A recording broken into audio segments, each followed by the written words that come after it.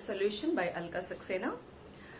So children, for so long I was not able to upload the video. There was reason behind it, as my both parents were hospitalized and I was also not feeling well. But anyhow, by the grace of God, both are well and they have come back home, and I am also relaxed. I am also very happy. So today I had just started with my work, and so we were discussing about the we had started chapter friction, and introduction I had already given you in my previous video. Okay, so just a quick recap of what is friction. So friction is a force which always opposes a motion when one body moves over the other body. जब भी एक body दूसरे body के ऊपर move करती है तो एक जो फोर्स है वो हमेशा मोशन को अपोज करता है, हमेशा जो है वो मोशन के अपोजिट डायरेक्शन में काम करता है, और इसको हम क्या कहते हैं? Force of friction. तो ये कोई भी मूवमेंट स्टॉप कर देता है. So now today we are going to discuss about the causes of friction. What are the cause of friction? आखिर ये फ्रिक्शन फोर्स जो है क्यों उत्पन्न होता है? तो इसका एक मेन सिंपल सा रीजन है, because of the irregularities in the surface. आपको बस ये याद करना है कि the irregularities are present in the surfaces which binds with each other, and this give rise to the force of friction. Now let us try to understand what are these irregularities.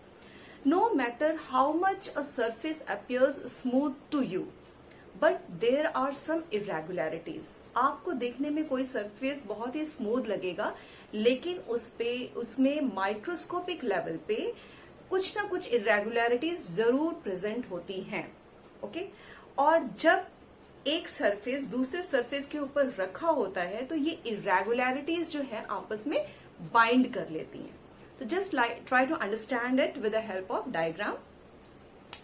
चलिए हम मान लेते हैं ये हमारा एक कोई भी ऑब्जेक्ट है, and this object is moving over the other object. Okay, these two are the objects and this is the point of contact. अभी मैंने इसमें कॉन्टेक्ट नहीं दिखाया है बिकॉज उसमें मैं आपको इरेगुलरिटीज दिखाना है अभी आपको. ठीक है, तो आपको ये सरफेस स्मूथ लग रहा है, लेकिन ऐसा नहीं है.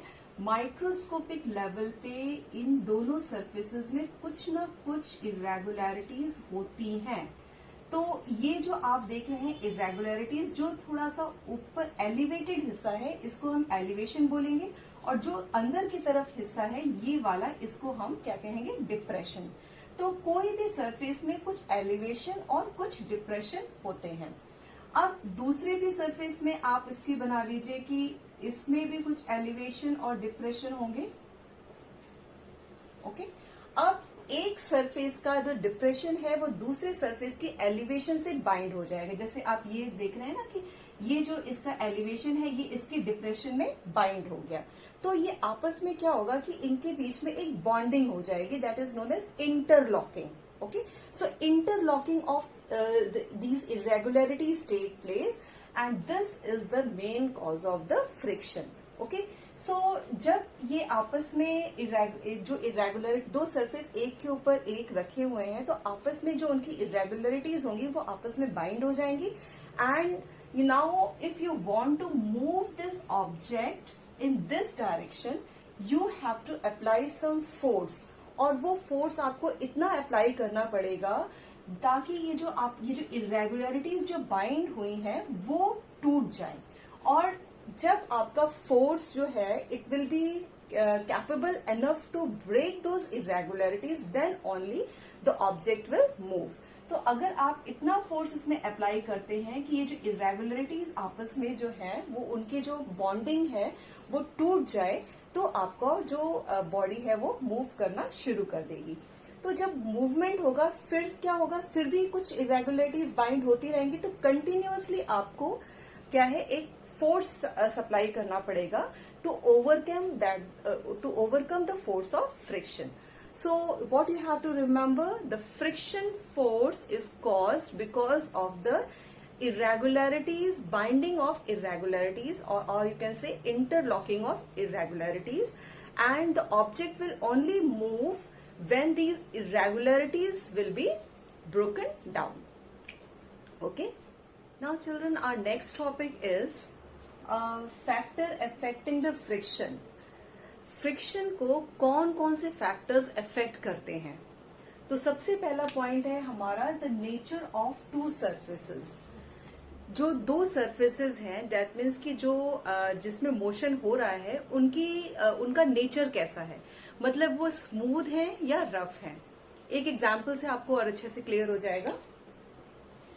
जैसे हमने एक कोई इंक्लाइंड प्लेन लिया. What is inclined plane? Like this is flat plane. Okay, flat है, लेकिन अगर हम इसको एक तरफ से ऊंचा कर देंगे और एक तरफ से इसको नीचा कर देंगे तो this is known as inclined plane. Okay, so अगर हमने एक इंक्लाइंड प्लेन लिया और उसमें एक आपके बुक में जैसे पेंसिल सेल का एग्जांपल दिया है, एक हमने suppose this is a pencil cell and we had release a pencil cell okay from this point. So ये roll होके and it will go down and it will move in the floor and it will cover some distance. Okay? So वो कुछ distance cover करेगा, उतना आपको measure कर लेना है. दूसरे केस में क्या करना है, आपको inclined plane को smooth बनाना है. आप inclined plane को जो floor है उसको smooth बनाना है. तो smooth आप कैसे बना सकते हो? उसमें आप water अच्छे से spill कर दीजिए तो the floor will be smooth in that case. फिर आप सेकेंड केस में क्या करेंगे, फिर से वो पेंसिल सेल रिलीज करेंगे और इस टाइम आपकी जो फ्लोर है वो स्मूथ है because you have spilled water over it. Now you will see as the surface has become smooth, the pencil cell will cover more distance than that it has covered in the previous case. In next case, what you will do, again you will take inclined place and release the pencil cell, and now you have made the floor rough by spreading towel over it. Okay, आपने जो surface थी उसमें आपने towel spread कर दी है और इसकी वजह से आपने क्या किया, उस surface को rough कर दिया. Now again you will release the pencil cell and you will see that pencil cell will cover some distance, and in this case the distance covered will be less. Why the distance covered will be less? Because the surface is uneven. Okay, or you had made it rough.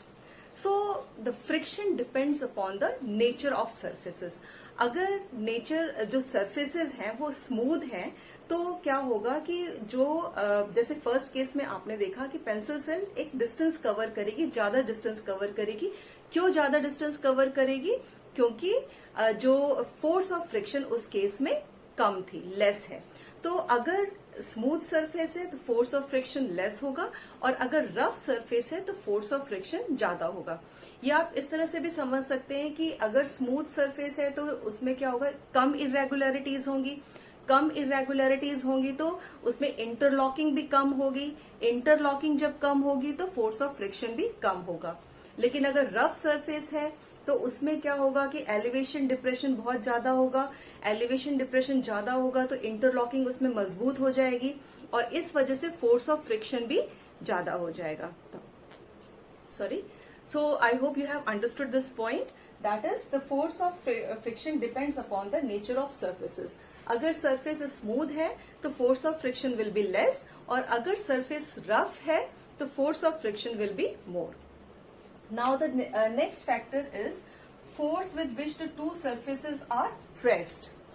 So अगर आपने क्या किया, एक example लीजिए. एक आपने भारी box लिया, ओके, और उसको आपने पुश किया तो आपको क्या होगा कि अगर वो वेटेड बॉक्स है तो आपको ज्यादा फोर्स अप्लाई करना पड़ेगा.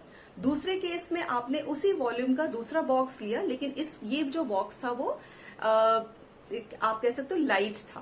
ओके, और अगर आप जब उसको पुश करोगे तो आपको कम फोर्स अप्लाई करना पड़ेगा.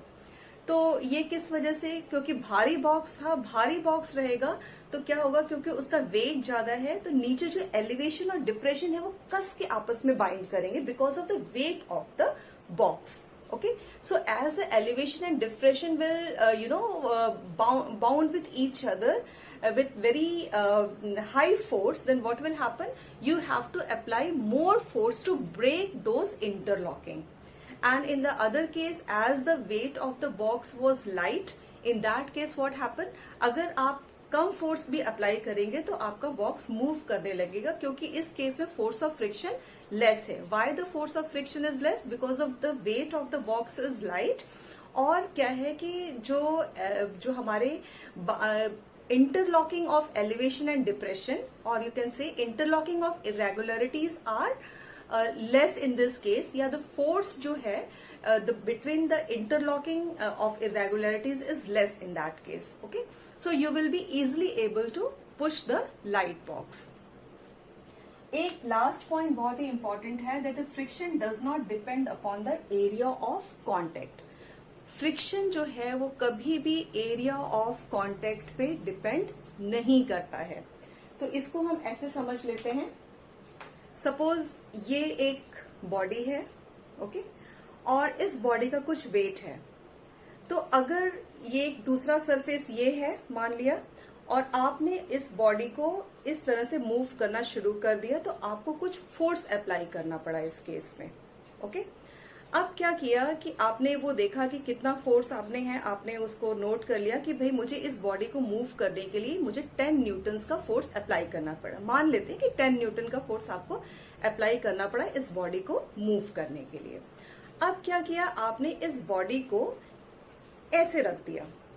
अब इस केस में क्या है, the surface area is less in this case. The contact area with the other surface is less. अगर आप ऐसे रखते हो तो contact जो surface area है वो ज्यादा है, लेकिन अगर आप इसको ऐसे रखेंगे तो area of contact is less.